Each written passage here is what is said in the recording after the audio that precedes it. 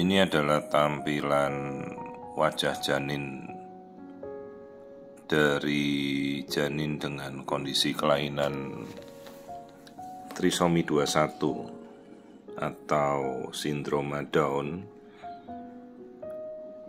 di mana kelainan trisomi 21 ini karakteristiknya memiliki wajah yang sama ya dari semua etnik apapun. Pertama kali ditemukan sekitar abad 19 ya, sekitar tahun 1866 oleh Sir Langdon Down, yang kemudian dia menjelaskan kalau kasus Down syndrome ini memiliki wajah yang sama persis, ditandai dengan karakteristiknya itu sudut matanya itu naik ke atas ya, yang namanya kita bilang upslanting palpebra. Jadi sudut matanya itu melekuk ke atas pada tepi-tepinya. Maka dulu dia mengatakan bahwa istilahnya itu seperti mongoloid. Tapi ya kita tidak bisa menyebutkan istilah tersebut karena itu berkaitan dengan suatu etnik ya, suatu bangsa etnik tertentu di Asia. Maka kemudian kita sebagai penghormatan terhadap penemunya,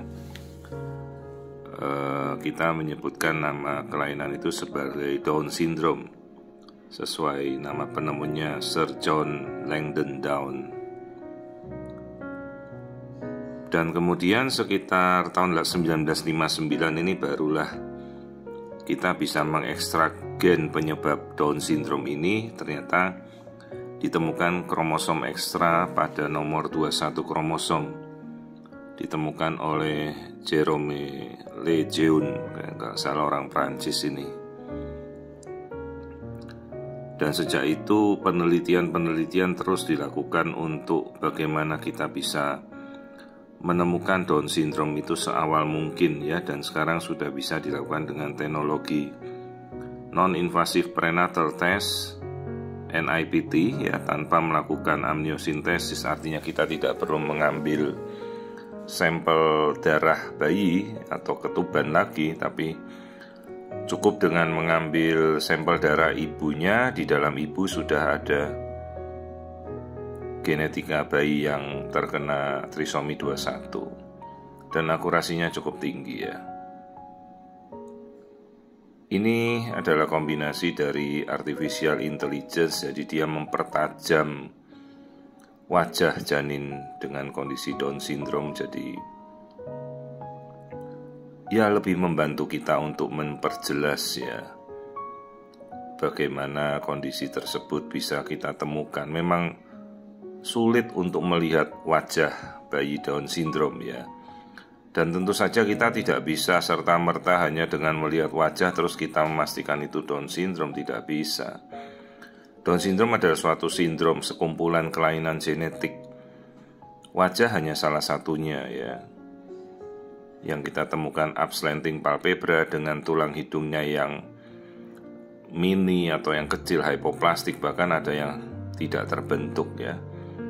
Namun selalu pemastiannya harus kita lakukan dengan pemeriksaan genetika. Ya, USG seperti ini, tampilan USG 4 dimensi ditambah dengan AI itu akan memperjelas tampilan yang sulit sama sekali dulu untuk kita melihat wajah Down syndrome di dalam kandungan. Nah, ini baru kita bisa memperjelas ya dengan bantuan AI ya tampilan wajah Down syndrome seperti kondisi di mana dia sudah lahir ya. Karakteristik wajah Down syndrome itu bisa kita jauh lebih terlihat.